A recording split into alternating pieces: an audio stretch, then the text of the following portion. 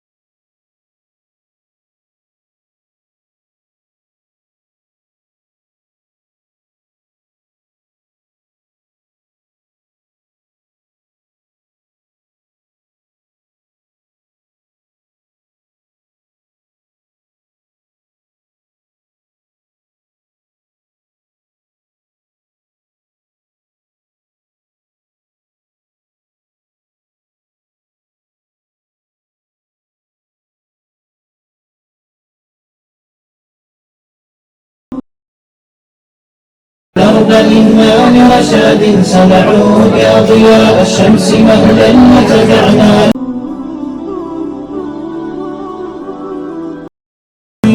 دونك أحباب الإحسان دونك فتيان معك القرآن انظروا شبابي نظرين كي تعرف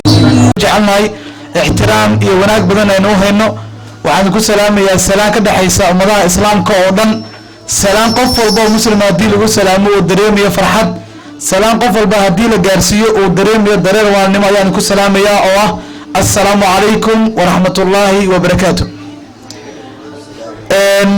waxaana kulmiyey waa khayr iyo wanaag. waa galab qurux badan. hijriyada islaamku waa 14 Jamaadul Aakhir 1442 miilaadiyaduna waa 29 bisha koowaad sanada 2021 waa galabnimo jimco ah. haddii eegoona raalli ka noqdo barnaamij xafladeedkan aan dhammaanteena joogno ama xaadirkeena ku nahay waxaan ugu mahadnaqaynaa arday Soomaaliyeed oo juhdi iyo dadaal ku bixiyay inay bartaan kalaamka Allah subhanahu wa ta'ala weyneeyaan dhaqan galiyaan. waa arday dhamaystay Qur'aanka Kariimka qolkii eebe oo aan leenahay dadaalka iyo juhdiga Qur'aanka aad geliseen inta ay yartihiin ka gurgaara marka aad weynaataan. munaasabada gudaheeda intii ay socoto waxaan soo gudbin doonaa khudbado kala gedisan oo culumidiinkeena Soomaaliyeed ay halkan insha Allah noogu jeedin doonaan iyo baraarujin. sidoo kale kama tagi doona qeybaha dhexe iyo qeybaha dambe inta waxaan isweydiin doonaa su'aalo nashaadaad ah oo carab jalqina qofkii ka jawaabana abaalmarin oo mutaysan doona insha Allah. munaasabadda intay baxayso waxaad ka daawanaysaan TV-ga Somali Channel waxaad ka dhageysanaysaan warbaahinada kale ah Sawtul Iimaan codka baahinta diinta Islaamka 103.7 MHz iyo warbaahinta Macruuf 94.7 MHz oo ka howlgasha ceelasha biyaha dowladka magaalada Muqdisho saacadaha soo socda waxaa idin warami doona ama codbaahiyaha idin joogi doona anigoo cali wanaajiya kana tirsan warbaahinta Sawtul Iimaan ee Muqdisho Soomaaliya waxa ku furfuran doona waxa lagu furto ugu wanaagsan ama waxa lagu furfurto waxa ugu wanaagsan waa kalaamullah waa aayaadka quraanka kariimka qowlkiisa ee qof walba oo muslima qalbigiisa qaboojinaya caafimaaddeena hanuuneena Allah ayaanu weydiisanayna qalbigeena quraanka inuu ku nuuriyo kuna qaboojiyo munaasabad midii ugu qiimaha badneed ayaan maanta joognaa sharaf bayna inoo tahay hadal tiriyantii aan ku saayidin ayaan ku daharogna aayaadka quraanka kariimka qowlkiisa ee barnaamij xafladeedkeena galabta uba Soomaaliyeed quraan ay dhameeyeen ama ay ka qalin bedelanayaan kalaamullah waxaan ugu horeeyaa codbaahiyaha ku soo dhaweynaya Cabdullaahi Maxamed Cabdullaahi Allah xifdiyo haduu imaqlayo علنا عدبيا كسودو إن سوق السيا آيات كقرآن الكريم كقول كيابه إننا إلهي النجاي لكود جيسا نقن جريا كنا عمل فلا قرآن الكريم كقول كيابه وحي وفري سودو عبد الله على عبد الله ربي هكو وناجيه هنكو جلاله الرجيم ولقد أنزلنا إليكم آيات مبينات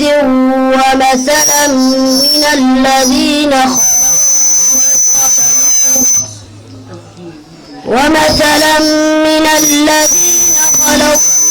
من قبلكم وموعظة للمتقين الله نور السماوات مثل نوره كمشكاة فيها مصباح المصباح في زجاجة الزجاجة كأنها كوكب دري يوقد من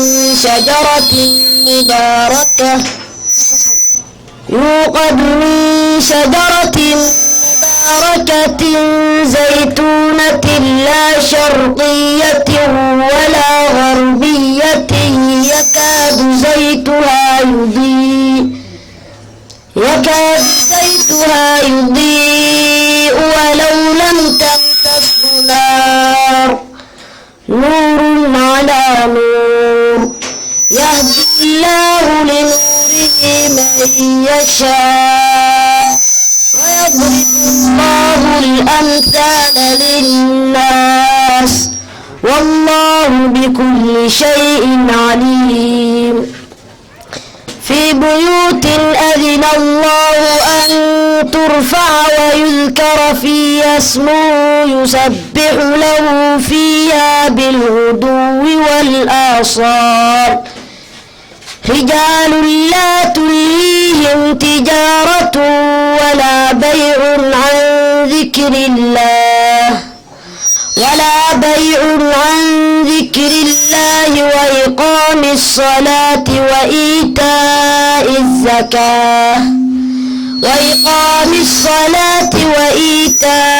الزكاة يخافون يوما تتقلب فيه القلوب والأبصار ليجزيهم الله أحسن ما عملوا ويزيدهم من فضله والله يرزق من يشاء بغير حساب والذين كفروا أعمالهم كسراب بقيعة يحسبه الظمآن ماء حتى إذا جاءه لم يجده شيئا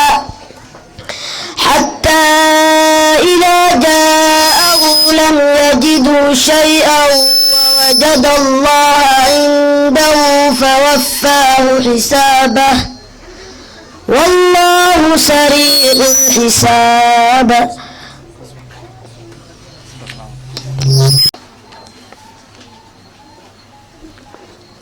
العظيم وصدق الرسول الكريم آيات كقرآن الكريم كقول كيابه أجري حسنات أن لسوق بوينها كرسية ولكن عبد الله محمد عبد الله قرآن إنه ينبه أنه كلية إنه أقرأ الصوت ونكسن لكن وحوبها هي لقن كريم إيو isku sheegis qofka muslimka aayada aad kaga roontahay fasalkeeda iyo macnaheeda u faa'iiday si adigana adduunyadaada iyo aakhirada labada daarood ay u hagaagto marka quraanka in soo wanaagsan lagu aqriyo halka looga tago kaliya oo baahnay oo nooga baahan yahay dhaqan gelin taana waa dardaaranka galabta aynu walaalaheena la wadaagayno munaasabadan la jooga waxaan leeyahay kana cilmudiinkeena Soomaaliyeed oo habeen iyo maalin diyaar u ah inay baraan diinteena islaamka hooyooyinkeena iyo waalidiinta kale ee munaasabada ku sugan waxaan leeyahay door muhiim ah ayaad muujinaysaan dugsiyada quraanka waad aragtaan maanta way ku yirihiin ubadka qaangaarka ku dhawaama qaangaarka ah wala tirin kara inta joogta dugsiyada quraanka kariimka waalidiintu waxaan leeyahay door muhiim ah idin furan oo ah ubadkiina dib ugu soo celisaan dugsiyada quraanka kariimka qolkiyeebe ummad waxay sharaf gaaraysaa markay diinteeda dhowrato ummad waxay sharaf gaaraysaa markay diinteeda ilaashato ummad waxay sharaf gaaraysaa adduun iyo aakhiro markii Allah subhanahu wa ta'ala aysan ku caasinin ee amarada Allah subhanahu wa ta'ala ay qaataan ayay ummadin miilanayaan insha Allah ilaahayna nagu daro kuwa diinta raaca waxaan ma adcinayaa maamulka dugsiga maanta aynu u taaganahay ubadka ka qalin jibinaya in halkan uga hambalyeeno ومدرسة سلام وكتالا علاش بيها دولتك مقدشة جاران حافظة البر أيو كتالا مدرسة وأنا مدرسة وبرت القرآن الكريم كقول كيابه ما كان كوهاي الدفعة دي سدحاد أيام من تكافل العيسى خرنا وحي وصل صارين لو الدفعة دول القرآن الكريم كقول كيابه حفظ سن ما أنت نبرسة في بركة هدي أهل تجويدك يا هدي أهل سحدة القرآن الكريم كقول كيابه ونكون هسيين معلمينتي إمامك مدرسة سلامة قيبها أولدك يا رباين أنسيو قيبها دحين إن شاء الله وأنك البغندنا بإذن الله الكريم وأنا رجينا يا مناسبة نقندته مناسبة دي كوبو رئيسيات كي قيب قشو حدنا آذن إليه بدوني مناسبة دو مقع مناسبة كسميين لكن ويكال قروح بدنهين تاني وحان هو إني سامين كو يلد دوتو آية هاجة دنبي كنا شاكين دونتي لوضو كن يكوي لواتنك مالين جمعة طبانكي قدر 30 دقيقة برامج عن كده بقري والله ما يلوغ إن شاء الله تا يا رجينا يا نيدينا إنه كقر مدونته إن شاء الله مركنا وحان جعل هاي سودوين الدين اللي يرادوا ويكلا دوغنتاي قفل بنا وحالبو صورا حدبا تيتر كمركا وحان دارسين هاي qofka cilmiga barta ayaan ugu wanaagsan wax la soo dhaweysto waa qofka cilmiga yaqaan waxa dooran iimaankiisa waana qof iska adag isma xifdin kara ilaahay xifdiye waxa siinaa qaalib Abdullahi Abd qaalib wuxuu nagu qorayaa soo dhaweyn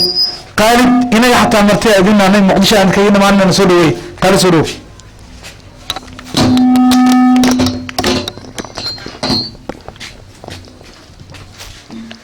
الحمد لله الذي علم بالقلم علم الإنسان ما لم يعلم أحمده حمد الشاكرين وأستغفره استغفار المذنبين والصلاة والسلام على المبعوث رحمة للعالمين وعلى آله وصحبه ومن اقتفى أثره إلى يوم الدين أهلا وسهلا لمن للحفل قد حضر أهلا ومرحبا بوفد القرآن على مائدة القرآن ضيوفا ونعم الوفد آباء ونعم الوفد مشرف ونعم الوفد أساتذة ونعم الوفد طلابا ونعم الوفد في حفل الوفاء والإكرام لأهل القرآن الذين هم أهل الله وخاصته أولا وقبل كل شيء نقدم الشكر إلى ربنا وخالقنا سبحانه وتعالى لقوله تعالى لئن شكرتم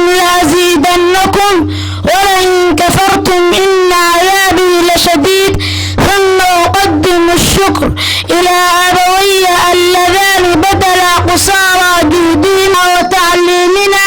حتى بلغنا الله هذا المبلغ ثم أقدم الشكر إلى جميع المشاركين والمشاركات قاطبة أقول لكم جزاكم الله خير الجزاء وشكرا لحسن إجابتكم ومشاركتكم في هذا البرنامج وسلام الله عليكم ورحمة الله وبركاته. أهلا بكم. waxaan rabaa inaan ka xogo yarana sano qeybaha wax soo jeedinta waxaan rabaa 1 daqiiqo iyo in ka yaran la isiiyo markii culimadeena sharfan laga reebo inta kala guud ahaan way u furan tahay weydiintan qof alla qofkii warcelinteeda keenana isla hadda ayaan abaalmarin doonaa insha Allah dhagaha furo wax kale ma raadinaysid waxaa dhihi doontaa oo kaliya intii aan dhahay waxaa dhihi doontaa intii aniga aan dhahay oo kaliya hadday siday tahay oo keentid abaalmarinta insha Allah waa heli doontaa haddii Ilaahay nafta inagu simo sababta naftan amaan inagu tahay mana garanayna xilli naga baxayso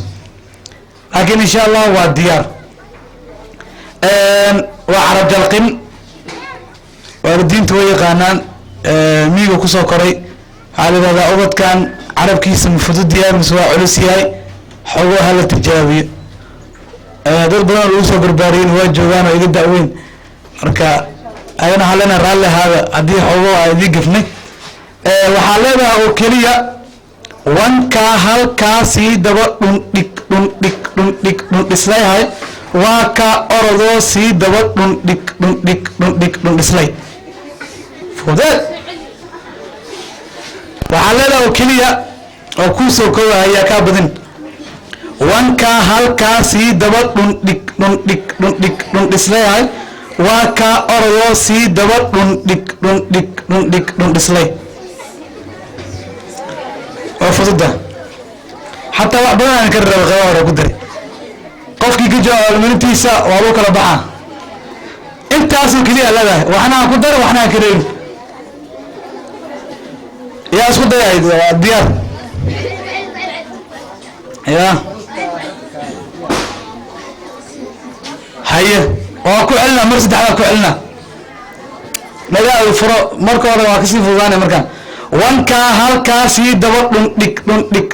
dhundhislayhay waa kaa orodoo sii daba dhundhislay bismillahi rahmaani rahiim wankaa halkaasii daba dhundhigsi leeyahay waa kaa orodoo sii daba dhundhigsi leey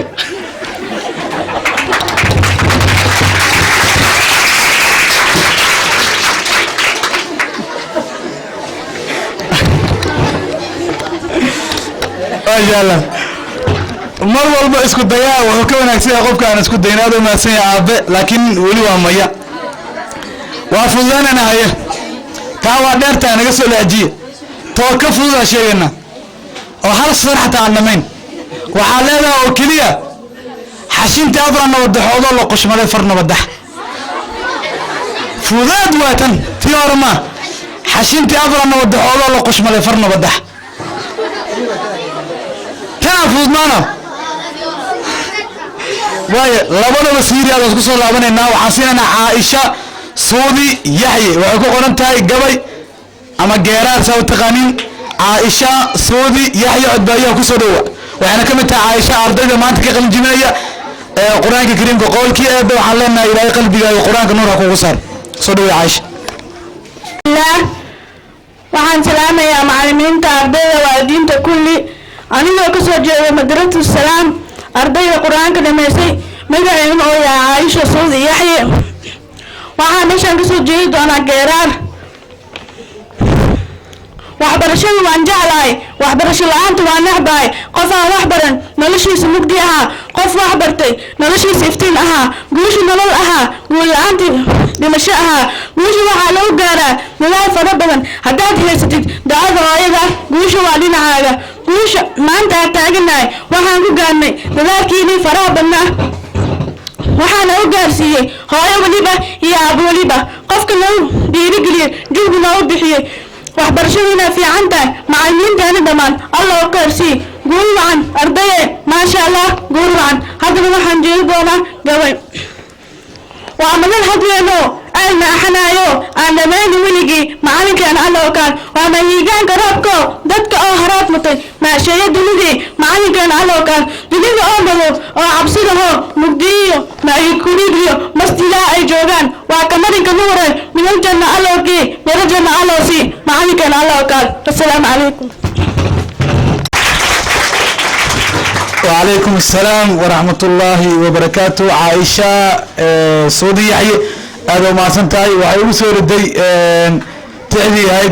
معلنك وعلم ماوية وقفل بو قدر دورنا يا أمو كعواي ما أنت عدو وحكبريا بري حدا أول كي عدا شيء ديارو ينحسيب برا مركوا علم ماوية معلمين الله إنه حفظيو حالة البوكو شقيان وحرمنا قيبها أرضينا وقت بدنا أقول فائدنا أصينه inagoo mahad celinayna warbaahinada weli dhegeystayaasha ku haya ee dhegeysanaya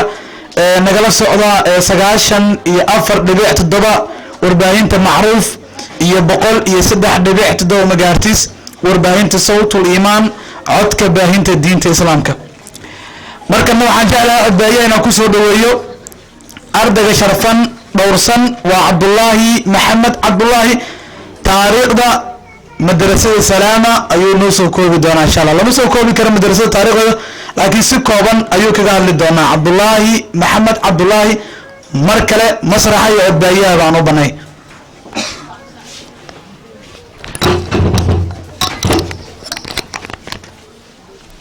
الحمد لله كم أعطى من النعيم الحمد لله على تمام المنة والحمد لله على الكتاب والسنة الحمد لله مولى الجميل واهب العطاء الجزيل أجود من أعطى وأصدق من أوفى الحمد لله الذي فضلنا بالقرآن على الأمم أجمعين وآتانا به ما لم يؤت أحدا من العالمين ثم الصلاة والسلام على من كان خلقه القرآن ووصيته القرآن وميراثه القرآن جعل الخيرية في من تعلم وعلم القرآن. أما بعد أود أن نقدم إليكم تاريخ تأسيس مدرسة السلام لتحفيظ القرآن الكريم بالتجويد واللغة العربية وتربية الإسلامية. كما أنكم تعلمون أسس هذه المدرسة 11 في الشهر السادس عام 2017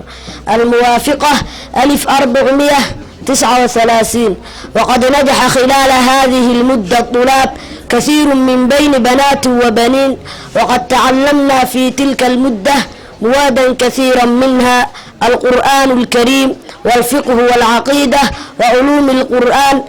وتربية الإسلامية فلله الحمد والمنة في تعلم هذه المواد في وقت وجيز ولم نبلغ هذا المبلغ العالي إلا بجهد من المدرس وبعون الله تعالى كما قيل قديما من جد وجد ومن زرع حسد. قال تعالى وقل اعملوا فسار الله عملكم الآية. نرحبكم بأيدي المفتوحة وقلوب مفتوحة أقول لكم مرحبا بكم مرحبا بكم مرحبا بكم بمدرسة السلام لتحفيظ القرآن الكريم بالتجويد واللغة العربية وتربية الإسلامية وأترككم برعاية الله تعالى وإلى اللقاء والسلام عليكم ورحمة الله وبركاته.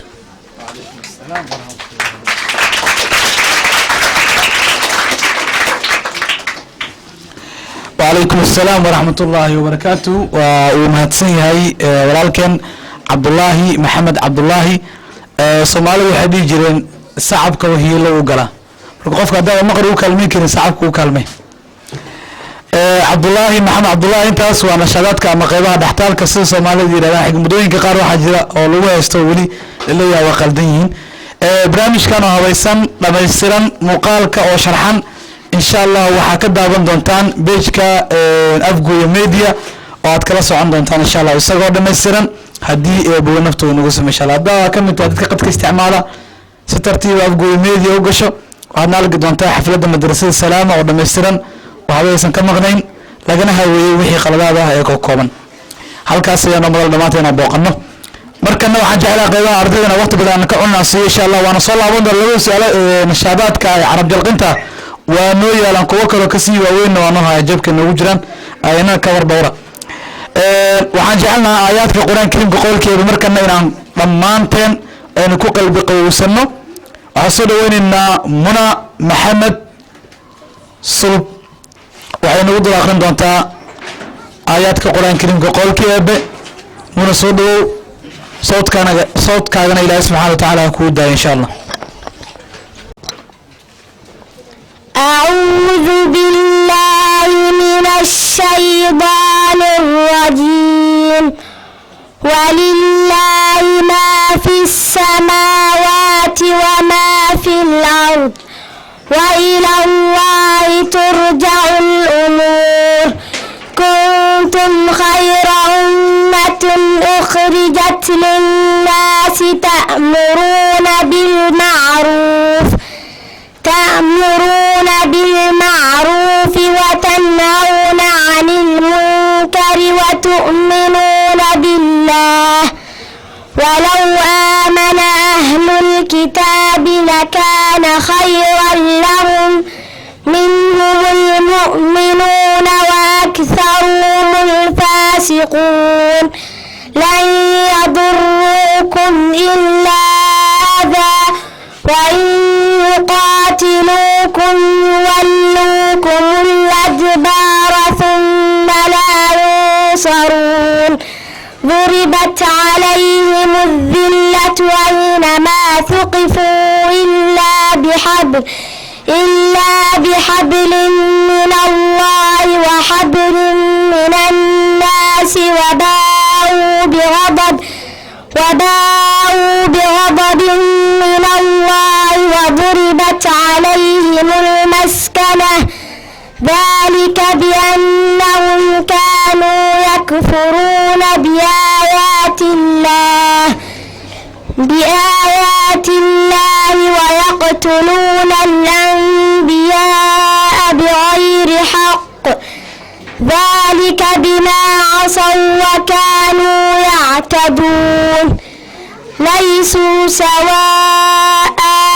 من أهل الكتاب أمة قائمة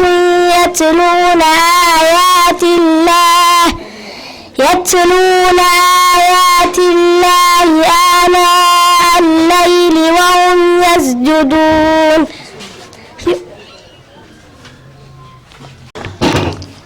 صدق الله العظيم وصدق رسول الكريم آياتك قرآن الكريم كقول كيب وإنه آخرنا سي إن أنت اللي رادو مولا محمد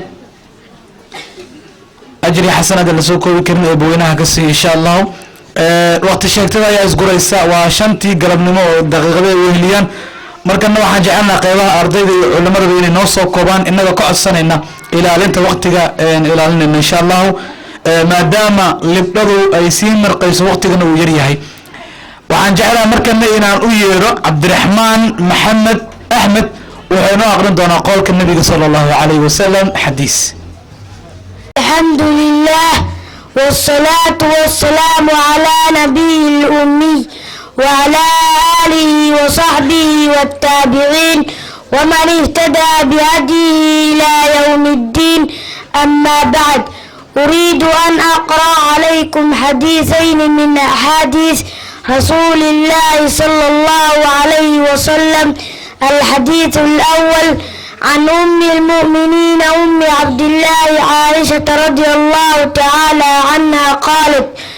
قال رسول الله صلى الله عليه وسلم من أحدث في أمرنا هذا ما ليس منه فهو رد. رواه البخاري ومسلم. وفي رواية لمسلم من عمل عملا ليس عليه أمرنا. عن أبي عبد الله نعمان ابن بشير رضي الله تعالى عنهما قال سمعت رسول الله صلى الله عليه وسلم يقول إن الحلال بين وإن الحرام بين وبينهما أمور مشتبهات لا يعلمهن كثير من الناس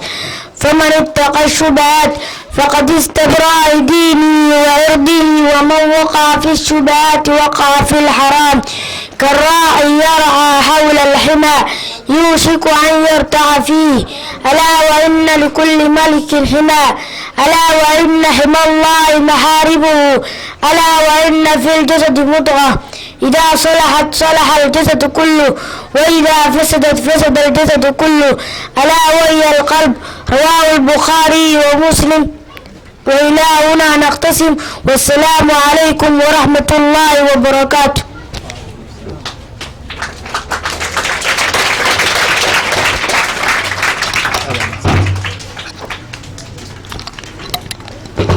ما شاء الله ما شاء الله. عبد الرحمن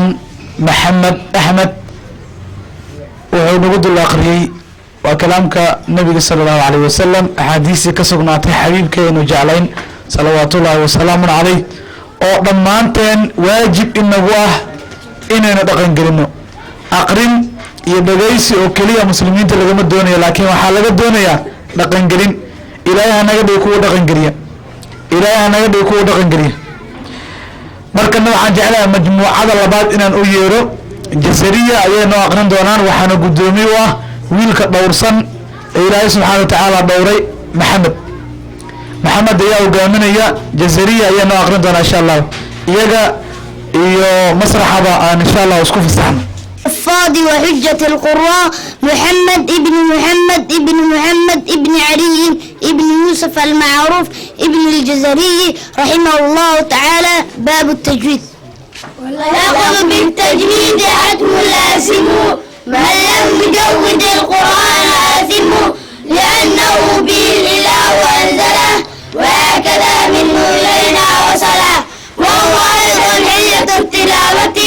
وزينة الأداء والقراءة وهو إعطاء الحروف حقا من كل صفة ومستحقا ورد كل واحد لأصله واللفظ في نذيره كمثله مكملا من غير ما تكلف باللفظ من النطق بلا تعسف وليس بينه وبين تركه إلا رياضة امرئ بفكه. jiil soo koraya kuna barbaarsan sifo wanaagsan laguna yaqaano dadka muslimiinta ah ee ilaahay dhowray. maasha allah ayaan leenahay maasha allah. haddaad jamatid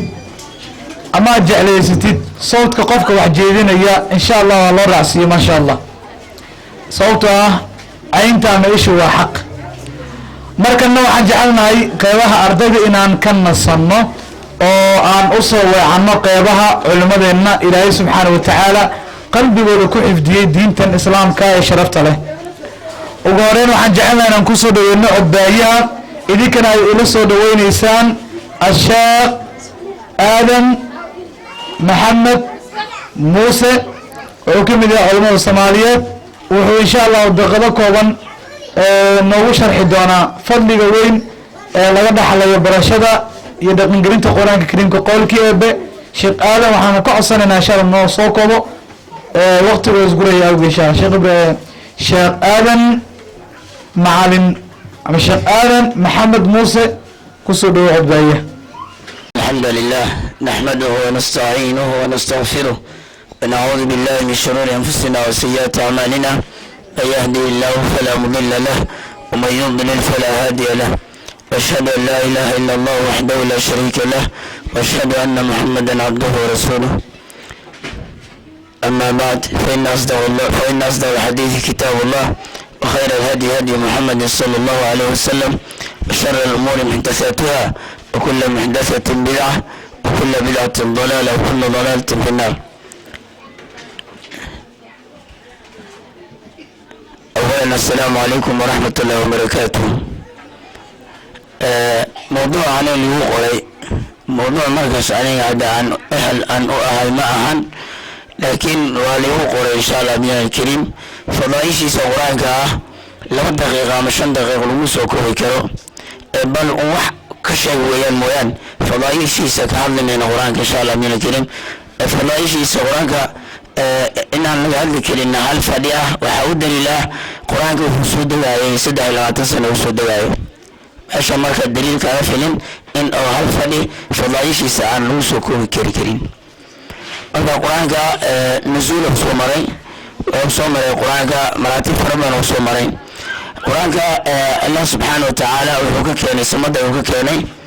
baytulciza uu keenay baytulciza markuu keenay baytu samaa uu keenay samada ayaa keenay samada markaa la keenay rasuulka calayhi salaatu wasalaam baa lagu soo dejiyey jibriil ayaa ku soo dejiyey nabiga calayhi salaatu wasalaam suuradda ugu horeysay soo degteen waxay ahayd iqra bismi rabbika alladii khalaq allah subxaana wa tacaala aayaddaas uu ku soo dejiyey rasuulka calayhi salaatu wasalaam dacwada wuxuu ka faafinayay maka gudaheeda 13 sano wuxuu dadku ugu yeeray kelibisa laa ilaaha ila allah tawxiidka ayuu baraayay kadibna markuu hijrooday oo madiina u tagayna axkaamta kale ayaa soo degtay marka qur-aanka nusuulkiisa maraatib fara badan ayuu soo maray qur-aankii waxaa soo degay maka qaar baa kusoo degay qaarna madiinay kusoo degeen qaarna meelo kale kusoo degeen wixii markaa qabla alhijriya soo degay fahuwa makiya baanu dhahaynaa sida oo nasku ay ku cad yahay wixii bacda alhijriya soo degeen waxaan leenahay fahuwa madiinay kusoo degeen fadaaishiisa qur-aanka waxaa ka mid ah qofkii markaas qur-aanka uu akhriyo rasuulka calayhi salaatu wasalaam wuxuu yidhi aakhira maalintiisa qofku ugu shafeecaya qofka maalinta qiyaama ayuu u shafeecaya qur-aanka ayuu u shafeecaya marka qur-aanka fadaaishiisa waxaa kaloo ka mid ah qofka haddii oo dunidan uu joogay ku akhrin jiray qur-aanka oo marka alla subxaana wa tacaala siduu amray uu ku akhrin jiray waratili qur'aana tartiila baa layidhi alla subxaana wa tacaala saas buu yidhi marka dunida aad joogtay waxaad ku akhrin jirtay qur-aanka si tartiib ah oo alla subxaana wa tacaala u soo dejiyey rasuulkiisa oo na soo gaarsiiyey baa u akhrin jirtay soo maaha waana ku dhaqantay qur-aankii soo maha maalinta qiyaama marka la gaaro jannada aad geshid allah subxaana wa tacaala wuxuu odhanayaa qofkaas marka qur-aanka akhri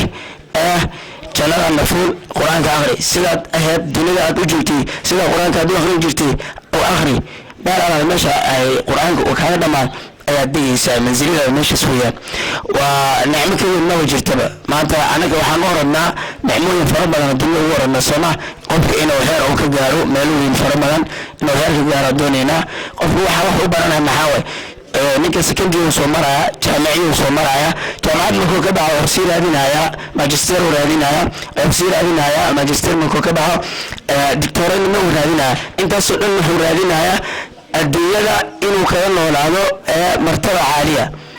bal jannada ka waran markaa qofkii oo qur-aanka bartay oo xifdiyey ku dhaqmay yaa ka marta badan yaa ka daraji saray allah subxaana wa tacaala wuxuu yidhi maalinta qiyaama qofka ahlu qur-aanka ah soonka iyo qur-aanka ayaa u duudaa soonka iyo qur-aanka ayaa shafaa u noqona marka qur-aanka fadaaishiisa hal waqti laba waqti laguma soo koobi karo rasuulka calayhi salaatu wasalaam wuxuu yidhi alif laamiim xarfun dhihma buu yidhi walaakin alifun xarfun walaamun xarfun wamiimun xarfun intaasoo dhan marka cashir waxaa ku gar bicashri amhaaliha marka maanta haddaa akhrisitid hal jus ama xisb haddaa akhrisid inta ajaraad helaysaa wax la soo koobi kara maahan marka waxaan aad iyo aad aan isku dardaarmaynaa qur-aanka inaan qabsano rasuulka calayhi salaatu wasalaam markuu oo geerida uu ka imaatay oo rasuulka saxaabadu dardaarmay wuxuu yidhi waxaad qabsataan kitaab allahi wa sunnati rasuuli sal allahu alayhi wasalam labadaas haddaa qabsataan rasuulku wuxuu yidhi luma maysaan cidna idinka qaalib noqon mayso marka waxaa loo baahan yahay qur-aanka kariimka ah inaan qabsano barashadiisa waa inaan ku dadaalnaa dhaqankiisa waa inaan ku dadaalnaa laakiin qur-aanka anaga waanu baranaa bes keliya laakiin kuma aanan dhaqanno waa inaan marka dhaqankii meesha aan la imaana marka dhaqanka aan la imaano ayaa waxaan helaynaa qur-aanka macaankiisa itadabburkiisa markaasaanu helaynaa laakiin qur-aanka haddaan barto aan iska xifdiyo kadibna waxaa raba aan iska sameeyo qur-aanka waa xifdisana maan dhaha maya qur-aanka waa xifdisana dhimaysid markaas lianna qur-aanka waa xifdsinta laakiin uu ku cayaartay sooma xaqiisa ma aadan marsiinin waqti aweysa oo idow joogo daadi'iyaha waxaan ka cudur daaranayaa fadaa'il qur-aan 2 daqiiqa ama 5 daqiiqa laguma soo koobi karo waxaad ficnaan lahayd in oo maasha allah maadada ama fadaa'il qur-aanka in waqti dheer la siiyo ficnaan lahayd ilaa 20 daqiiqa ama 30 daqiiqo si markaas ardayda ay u helaan fadaa'il qur-aan waxay saabsan tahay qur-aanka fadligiisa iyo si dadka marka mujtamaca meesha imaanaysa ay u helaan qur-aanka fadligiisa ilan xafladda waxay ku saabsan tahay xaflad qalanjibin ah marka xafladda marka qalanjibinta waxaa ficnaan lahayd in la siiyo 30 daqiiqo fadaa'il qur-aan in la siiyo ficnaan lahayd si markaas ardayda ay u qaataan fadaa'il qur-aan ardaygana qur-aanka wuu xifdiyey laakiin fadaa'ishiisa waxay tahay ma oga soma marka lagu sheekay laakiin waxaa laga yaabaa in qalbigiisa alla subxaana wa tacaala uu ku rido kadibna ardaygan dhiirigelin iyo meesha uu ka sii qaado fadaa'il qur-aan uu sii raadiyo dhaqankiisina uu sii raadiyo laakiin 2 daqiiqa 5 daqiiqa ardayga waxba kuma qaadan karo marka allaha naga dhigo dadka aladiina yastamicuuna alqawla fayattabicuuna axsanahu subxaana wa tacaala dadkii u dhahay allaha naga dhigo insha allah min alkariim wasalaamu calaykum waraxmat ullahi wabarakaatuh mahadsanid waqtiga aad nasiisay channelka Afgoye Media Show sida aad u daawatay waad ku mahadsan tahay